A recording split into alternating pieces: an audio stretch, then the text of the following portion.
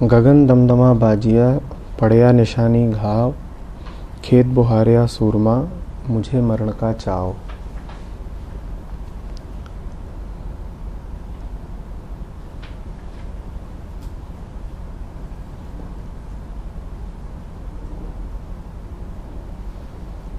जब कबीर गगन की, आकाश की बात करते हैं तो उनका आशय होता है मन का आकाश, चिदाकाश। वो बात कर रहे हैं कि जो आपका आंतरिक आकाश है वहाँ पर ध्वनि हो रही है। जो ये दमदमा बज रहा है ये और कुछ नहीं है, ये अनहद नाद है। एक ही शब्द है जो उस गगन में बज सकता है, वो निशब्द का नाद है।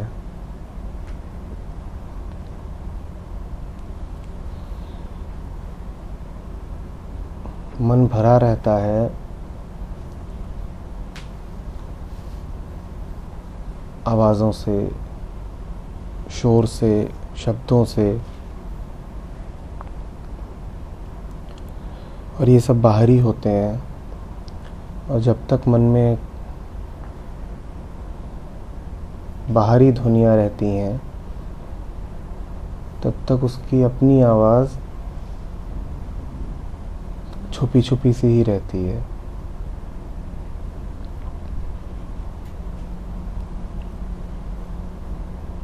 फिर कोई ऐसा भी होता है जिसकी ऐसी भी स्थिति आती है कि बाहर के सारे प्रभावों से वो खाली हो लेता है। वो अपने को और बाहर को अलग जान लेता है।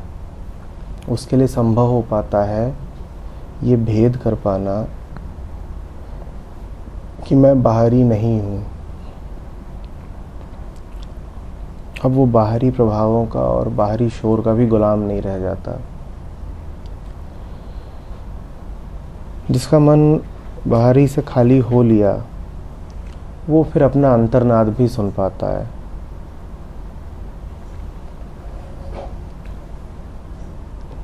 ऐसे के लिए ही कह रहे हैं कबीर कि गगन दमदमा बाजिया। कहने को तो वो मौन की ध्वनि है, कहने को तो वो निशब्द है,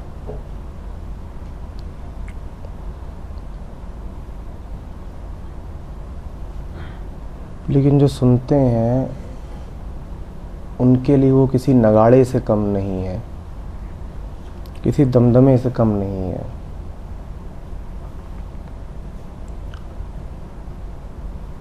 बाहर के प्रभावों में बहुत दम है, ये तो हम अक्सर कहते रहते हैं।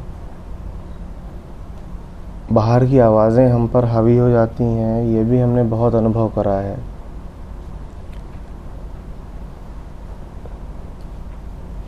लेकिन जो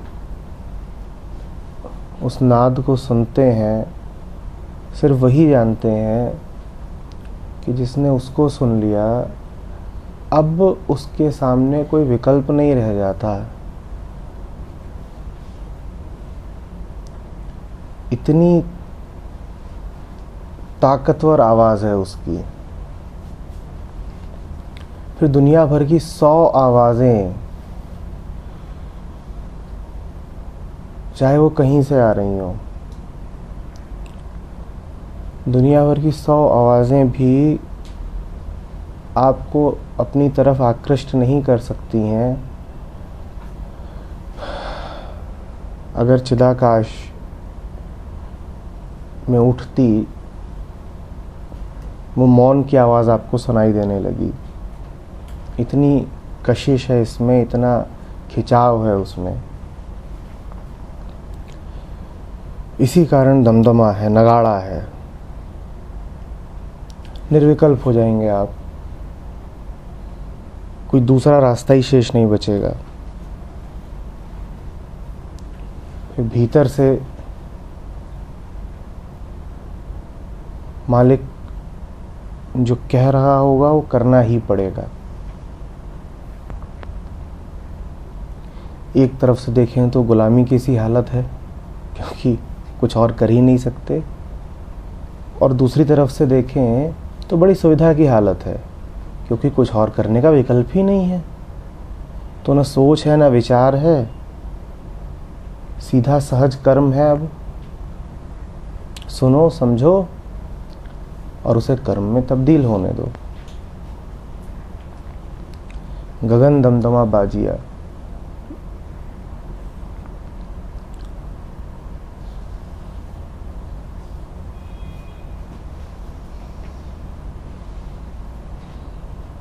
बज तो रहा ही है, लगातार सबके लिए बज रहा है।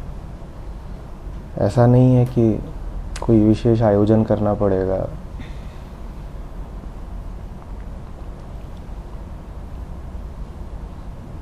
सुनने वाले का फेर है। सुनने वाले के कान जब तक दूसरी ही आवाज़ों से आकृष्ट हैं,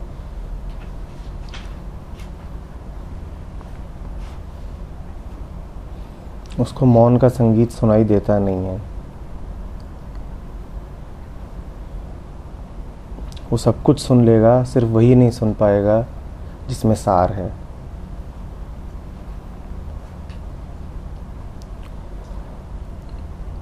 वो सुनने वाला है ही वही जो सब कुछ सुन सकता है।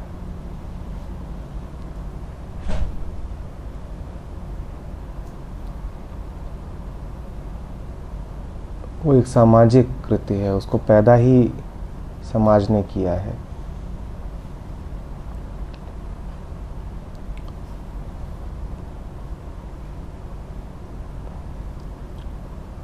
कहानी आगे बढ़ती है। गगन दमदमा बाजिया, पड़िया निशानी घाव।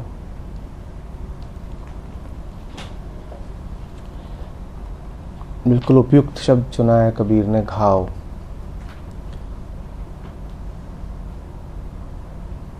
जिसके अंतर आकाश में इतनी स्पष्टता आ जाती है कि नाद उठने लगता है।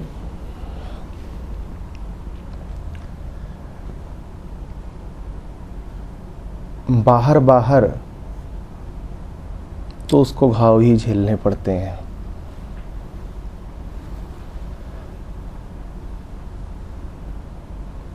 आपके शरीर पर पड़े घाव ही प्रमाण देंगे इस बात का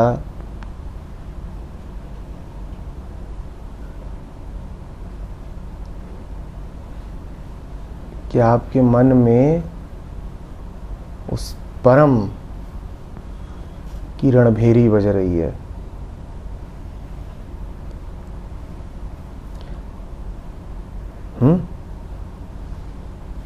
युद्ध में क्या होता है? दुदुम्भी बजती है और उसके तुरंत बाद योद्धाओं के शरीर कटे फटे, क्षत विक्षत और खून ही खून चारों ओर। वहीं से कबीर ने प्रतीक लिया है कि जिसके मन में ये नगाड़ा बजने लगा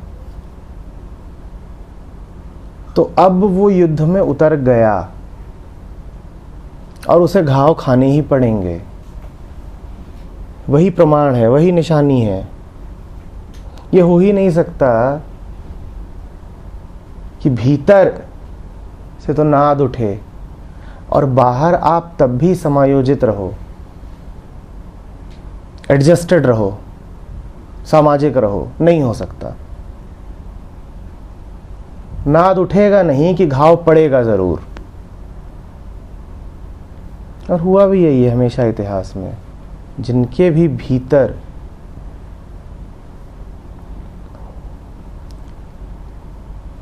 से मौन की, परम की आहटें उठनी शुरू हुई हैं, उन्हें घाव ज़रूर मिले हैं। वही उनका पुरस्कार है।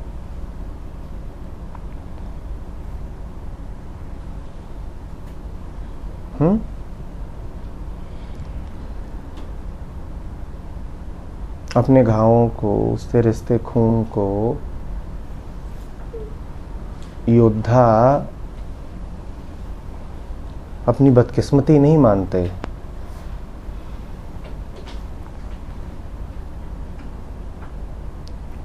वो कहते हैं कि ये तो तमगे हैं मेरे,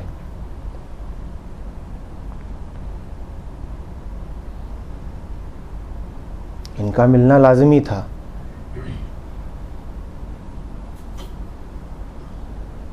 सौभाग्य मेरा कि मुझे ये मिले।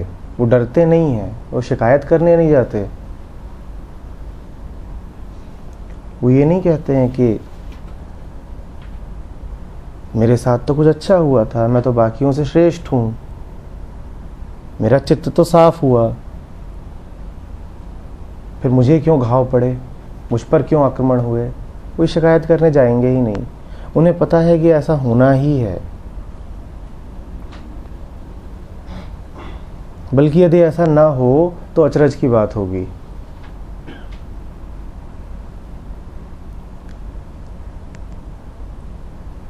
आप यदि ये दावा करते हो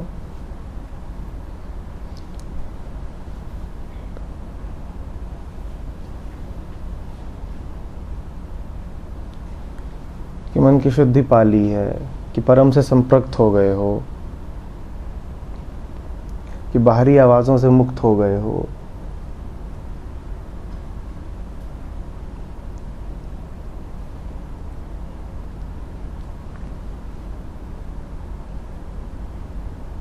कि अंतर्नाद मौन सुनाई देता है, ये सब आपके दावे हैं। और इन सब के साथ साथ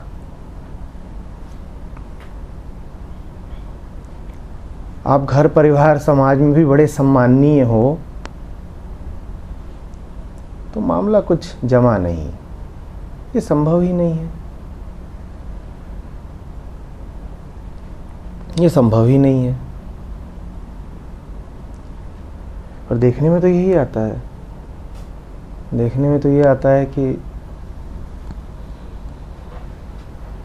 जितने हैं जो ये दावा करते हैं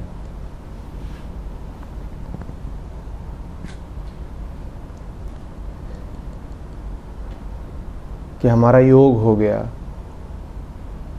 हम मिल गए, हमने जान लिया, उन्हें बड़े ऊंचे आसनों पर बैठाया जा रहा है।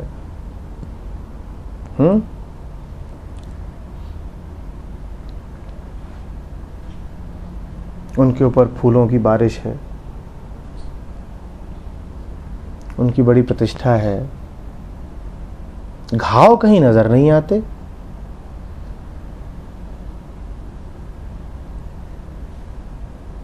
टेलीविजन पर उनका डायरेक्ट टेलीकास्ट हो रहा है और कबीर कह रहे हैं कि ना,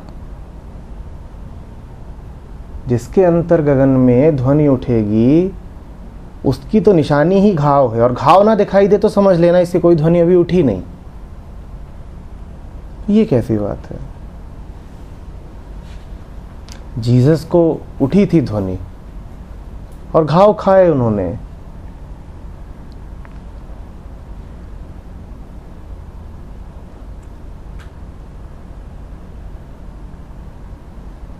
और मंसूर को भी उठी थी ध्वनि और घाव उसने भी खाए, बुद्ध ने भी खाए, महावीर ने भी खाए। और ये कैसे लोग हैं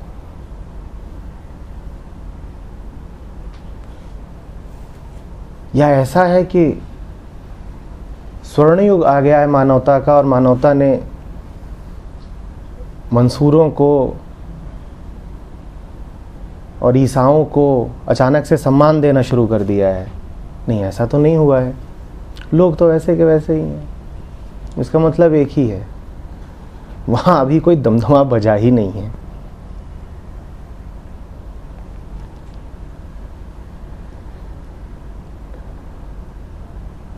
ये सब कहने की बात है कि सम्मान करो, प्रेम करो। जिस क्षण आपके सामने कोई बुद्ध आ जाएगा, आपकी एक ही इच्छा होगी कि इसको मारो और पीटो और भगा दो उसको। आप उस पर बिना आक्रमण करे रह नहीं सकते। क्या लग रहा है आपको जब कबीर कह रहे हैं पड़या निशानी घाव? वो घाव देने कोई किसी दूसरे ग्रह से आता है? आप ही घाव देंगे। और घाव देने के लिए आप विवश हैं, आपकी अनिवार्यता है, क्योंकि यही सीखा है। बुद्ध का होना ही हमारे लिए एक अपमान की बात है।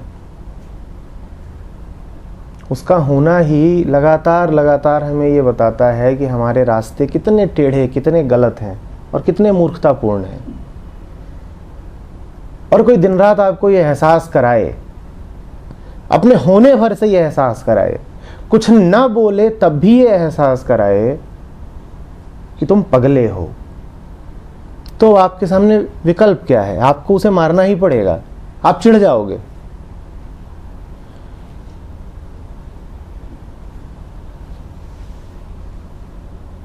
और यदि आपकी मारने की इच्छा नहीं हो रही है, बल्कि उससे और सम्मान देने की इच्छा हो रही है, तो एक ही अर्थ है कि वो आपके ही जैसा है।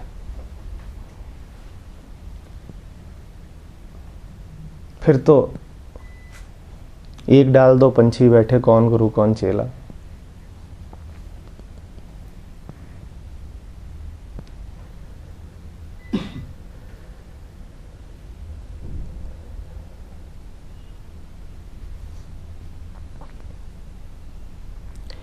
खेत बुहारिया सूरमा, ये जो योद्धा है, ये जो सूरमा है,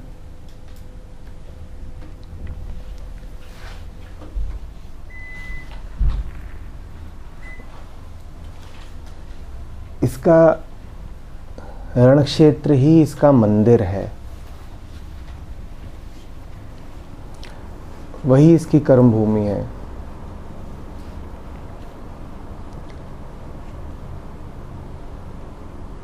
क्या है क्षेत्र? संसार ही क्षेत्र है।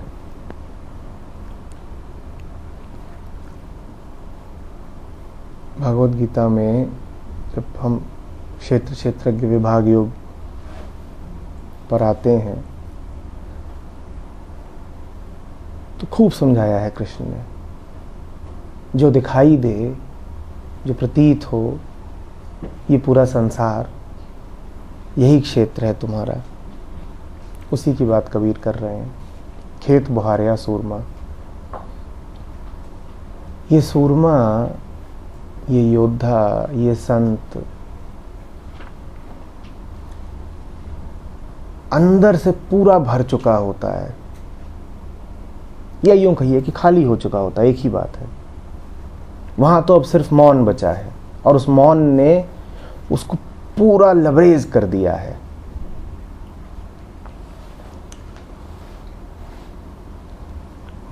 अब उसका जीवन अपने लिए होता नहीं, अपना जैसा उसका कुछ बचा ही नहीं। वो होता ही इसीलिए कि अब वो खेत बुहारे। खेत बुहारने का अर्थ क्या हुआ? अब वो संसार के लिए है, संसार की सफाई के लिए है। खेत बुहारिया सूरमा, सफाई करने चलेगा तो उसे साधुवाद नहीं मिलेगा। सुनने में बात अजीब लगती है। आप कहेंगे क्यों ऐसा? कोई आ करके सफाई कर रहा हो, गंदगी हटा रहा हो, तो हम तो आभार व्यक्त करेंगे। नहीं, आप आभार नहीं व्यक्त करेंगे। खेत बुहारिया सूरमा, मुझे मरण का चाव। कबीर कह रहे हैं जिसे मरने का चाव हो वही आकर के आपका घर साफ करे, क्योंकि हम कुछ ऐसे आसक्त हैं गंदगी से कि जिसने हमारा घर साफ किया हमने उसी को मार डाला। और जैसे ही निकलेगा सूरमा सफाई करने के लिए, आप चाकू तलवार, कुल्हाड़ियाँ, बंदूकें लेकर के पहुंच जाओगे कि इसे मार ही डालते हैं, ये हमारी पवित्र गंदगी साफ करने आ गया। गंदगी गंदगी है, ये तो सूरमा को दिख रहा है। आपके लिए क्या है? आपके लिए तो पवित्र गंदगी है। आप कहोगे अरे ये हमारी मान्यताओं को साफ करने आ गया, बिलीफ्स पे हमला कर रहा है। आप चिढ़ उठोगे, आप तुरंत तलवार निकाल लोगे। कुछ भी करना, हमारी धारणाओं पे, हमारी मान्यताओं पे हमला मत करना। अरे ये 1500 साल पुरानी गंदगी है, कोई आज की है? तुम्हारी क्या हिम्मत कि तुम इसे साफ कर दो?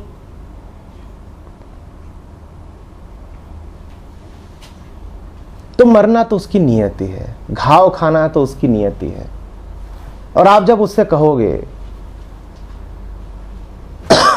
कि मार डालेंगे तुझे, तो मुस्कुरा के इतना ही कहेगा, मुझे मरण का चाव, मुझे तो चाव ही है मरने का, और तू मुझे क्या मारेगा? मैं तो कब का मर चुका हूं।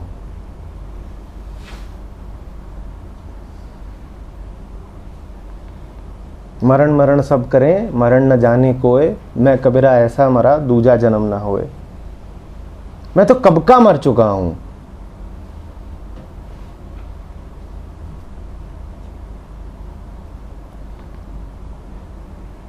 मुझे मरण का चाव।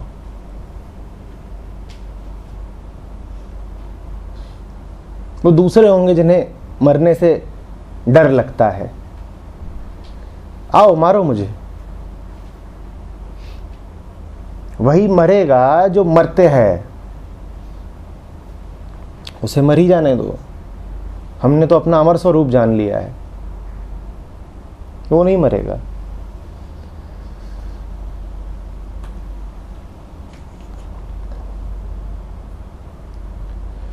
खेत बुहारिया सूरमा, मुझे मरण का चाव।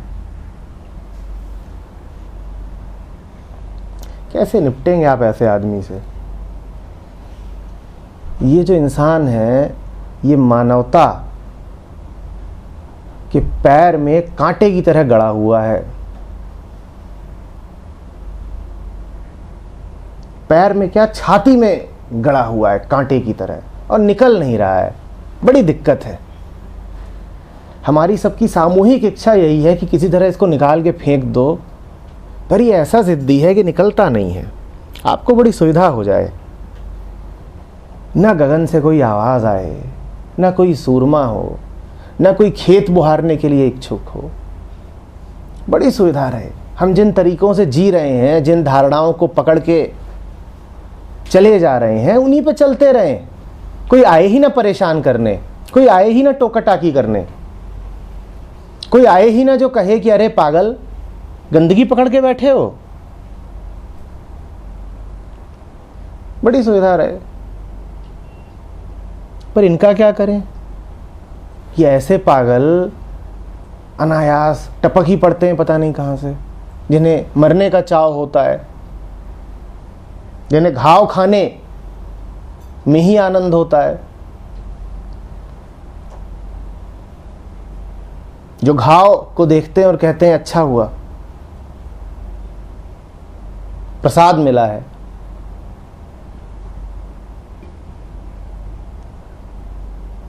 तमगा है।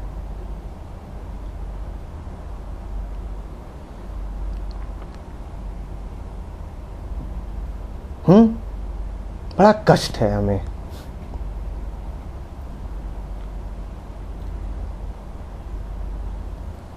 किसी तरीके से इन लोगों का होना ही अगर बंद करा जा सके, कोई विधि निकाली जा सके कि आए ही ना हमें परेशान करने, तो बड़ा अच्छा रहे ना।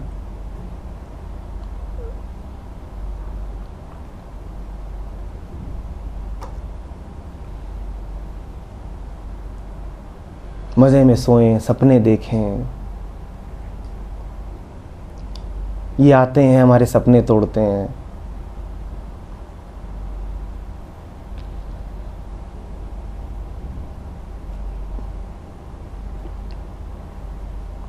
पर एक बात याद रखिएगा,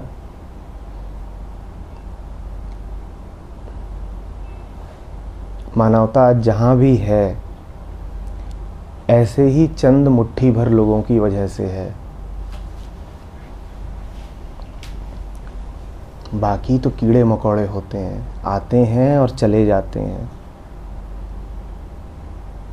यही कुछ मुट्ठी भर लोग हैं जो सत हैं, जो सार है इस धरती का, सॉल्ट ऑफ द अर्थ। आपको वो बड़े चुभे हैं, उनसे बड़ा कष्ट रहा है, लेकिन वो ना हो तो कुछ भी ना हो।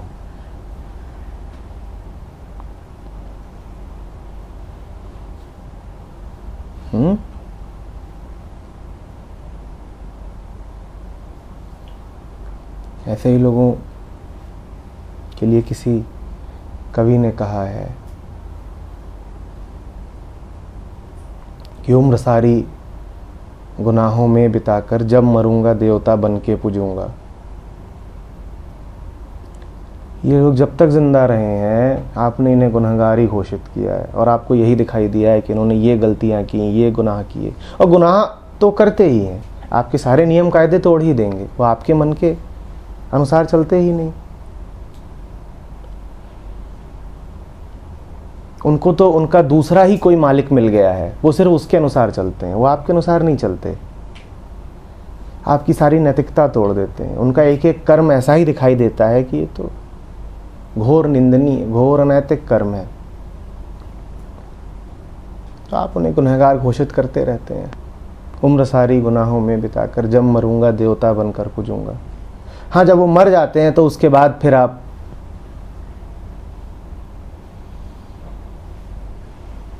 अपनी ही रक्षा के लिए, अपनी ही ग्लानि में फिर उनके मंदिर बनाते हैं, उनकी दरगाहें बनाते हैं, बड़ा आंसू बहाते हैं। हो सकता है ना भी बहाएं।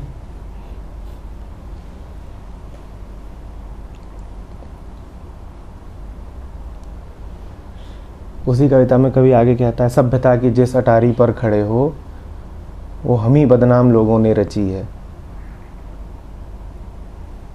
आज यदि कुछ भी है आपके पास जो आपको शांति देता है, जिसके कारण आप इंसान कहलाने के हकदार हो, तो वो इन्हीं लोगों से मिली है। इन्हीं लोगों से जिनको आपने घाव दिए, बदनाम किया, जो आपको फूटी आंख नहीं सुहाए, जिनको लेकर आपके मन में हमेशा क्लेश, शंकाएं बनी ही रहीं।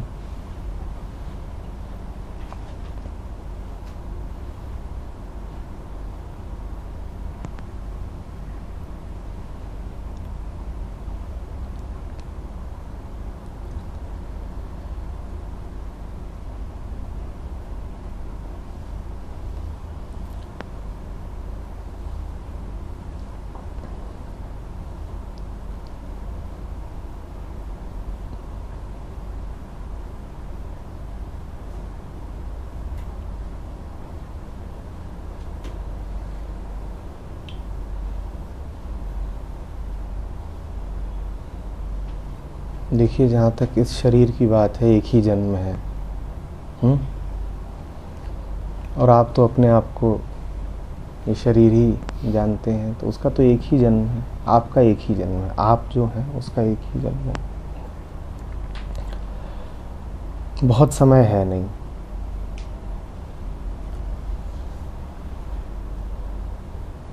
थोड़ा हिम्मत करके ऐसा होने का भी रस ले लीजिए।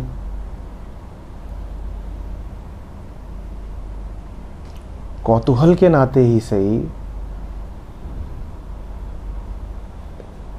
जरा ध्यान तो दीजिए कि कैसा होगा वो,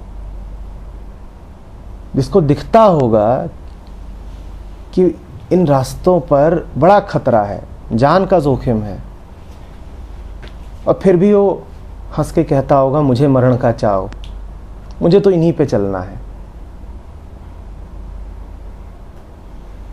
हमें जहाँ दिखाई देता है खतरा है, हम अपनी बड़ी होशियारी समझते हैं इस बात में कि उन रास्तों से अलग हो लें, मुड़ लें। और ये कैसा होगा? पागल, मस्त। थोड़ा इसकी मस्ती को भी अनुभव कर लीजिए कि हाँ, मैं जानता हूं मेरी बर्बादी तय है, पर बर्बाद होने से डरता कौन है?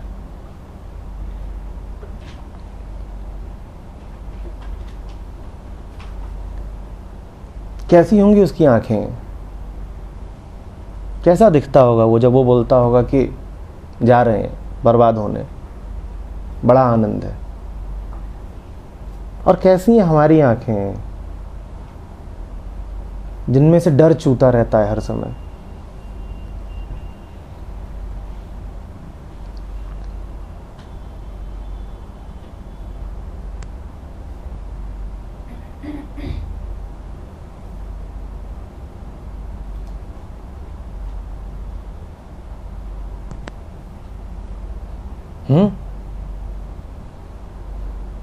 क्या राज है जो उसने जान लिया है और जो हमें नहीं पता? कौन सा सच है जो उसको प्रकट हो गया है और हमसे छुपा हुआ है? थोड़ा ध्यान दीजिए, स्पष्ट हो जाएगा। हमने कहा था ना कि अंतर गगन में वो नाद तो हमारे भी बज ही रहा है, हमें भी सुनाई पड़ जाएगा। वो बेपरवाही, वो बेखुदी उपलब्ध हमें भी है। कैसा होगा वो?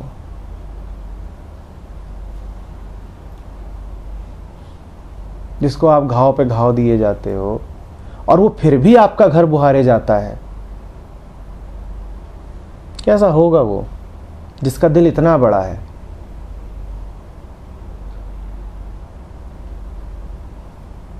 और कैसे हैं हम जो अपनी क्षुद्रताओं और संकीर्णताओं में ही जिए जाते हैं? किसी ने मुझे 2 कड़वे शब्द बोल दिए, किसी ने मेरा 5 रुपए का नुकसान कर दिया। गणित गणित, हिसाब किताब, ईर्ष्या, द्वेष, सीमाएं। और वो कैसा होगा?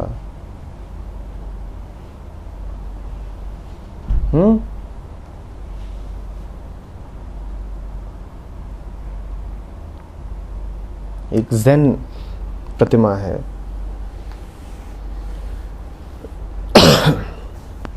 जिसमें एक योद्धा खड़ा है और उसके एक हाथ में तलवार है और दूसरे हाथ में किताब है। एक दूसरी भी उसकी छवि है जिसमें एक हाथ में तलवार है और दूसरे हाथ में प्रकाश है। आज कबीर हमें एक तीसरी छवि दे रहे हैं। एक हाथ में तलवार है और दूसरे हाथ में झाड़ू।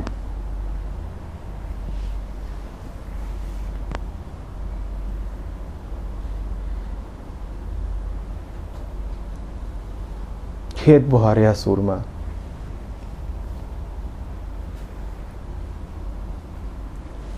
पर गंदगी इतनी है कि सुरमा आते हैं चले जाते हैं, साफ होती दिखाई नहीं दे रही। पकड़ के रखा हुआ है हमने गंदगी को और बड़े पवित्र नाम दे दिए हैं गंदगी को,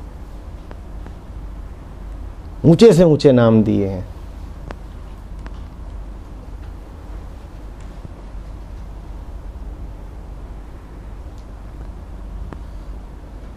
और हिम्मत ही नहीं पड़ती हमारी कि आंखें खोल के जरा साफ साफ देख तो लें कि जिस चीज को हम इतना प्यारा, इतना पवित्र बोल रहे हैं वो है क्या। ऐसे डरे हुए हैं कि आंख खोल के देख भी नहीं पाते, आक्रांत हैं।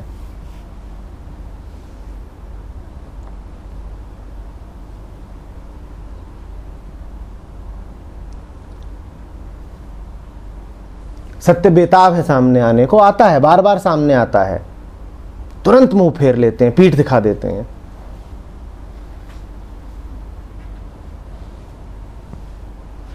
सूरमा पीछे से आकर के झाड़ू लगा भी गया, संतों ने घर बुहार भी दिया, तो ज्यों ही आएंगे कहेंगे अरे साफ कर दिया किसी ने, बिल्कुल रुच नहीं रहा, जल्दी जाओ जल्दी जाओ, पड़ोस से कचरा उधार लेकर के आओ, दोबारा करो गंदा। और फिर जब उसमें से बदबू उठेगी तो बड़ी शांति मिलती है हमको, अब कुछ पहले जैसा लगा, वरना खतरा था। अड़ोस पड़ोस चारों तरफ गंदगी ही गंदगी हो तो उनके मध्य में साफ हो जाना बड़ा खतरा होता है।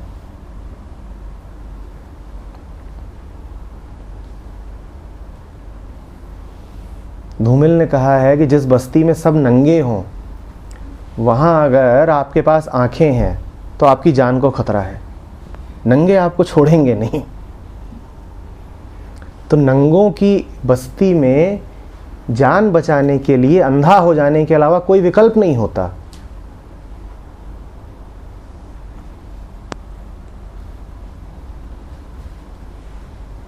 इस कारण हम अंधे हुए पड़े हैं।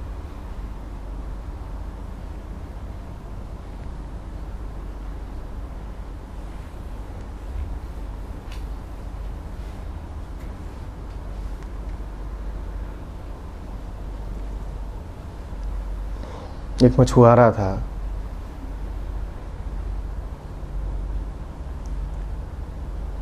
तो उसको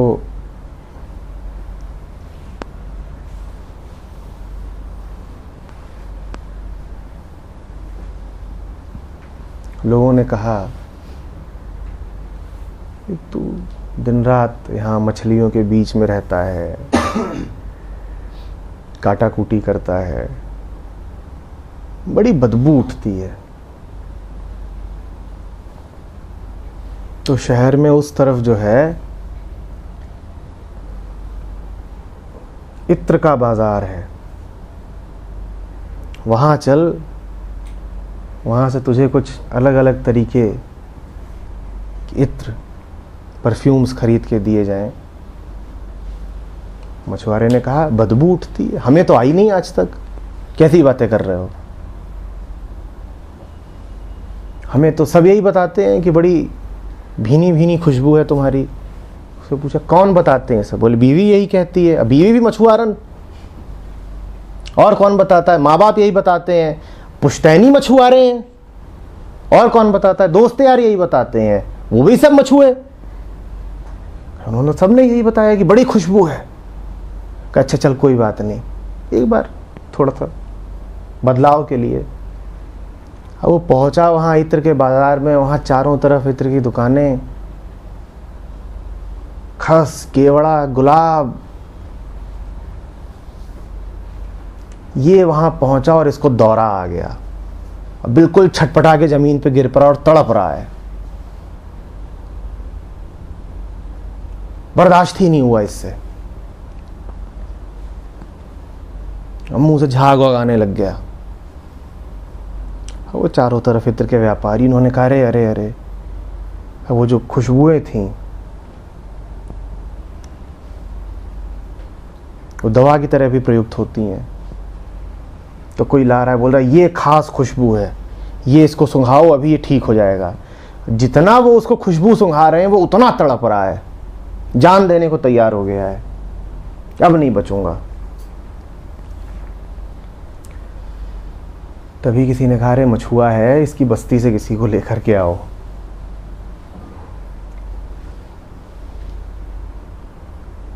उसकी बस्ती से एक को बुलाया गया, वो आया, तो देखो क्या है, मरी जाएगा, ये तड़प रहा है, हम इसे इतनी इतनी खुशबुएं सिंघा रहे हैं और ये। उन्होंने कहा पागल हो तुम। उसने एक मरी हुई मछली निकाली, उसकी नाक में ठूस दी, उसने ऐसे गहरी सांस ली, पूरा उसकी गंध को अपने रेशे रेशे में भरा और उठ बैठा। अब जान में जान आई, अरे हमारी पुश्तैनी गंध है, छोड़ कैसे देंगे?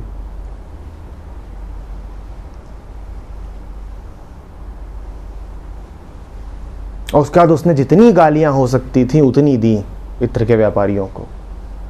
तो साले तुम भ्रष्ट करने आए हो, हत्यारे हो तुम चाहते हो कि हम मर ही जाएं।